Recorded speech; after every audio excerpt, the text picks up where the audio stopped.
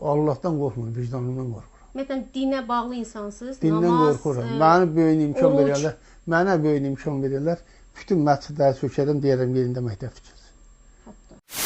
Mən həmişə fikir vermişəm ki, bu cür insanlar heç vaxt həyatlarında bir dənə məktəb tikməyiblər. Bu səfər isə təklif olunub ki, məscidlər sökülsün, onun yerinə məktəb tikilsin.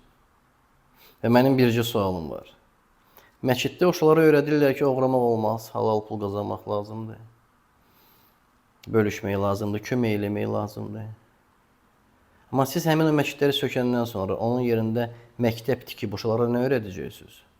Nə cür öz şirkin pullarını offshore hesablarda gizlətmək, yoxsa rüşvət alıb tutulmamaq? Məscidləri sökməmişdən əvvəl öz təkəbbürünüzdən düşünün. Və bir şey unutmayın ki, şükür eləyən, bilməyən insan öz içində qaranlıq bir otaqdadır. Və həmin o qaranlıq otaqda nə qədər istəyirsiniz məktəb tikün, o məktəblər heç vaxt həmin o qaranlıq otağa işıq sala bilməyəcək.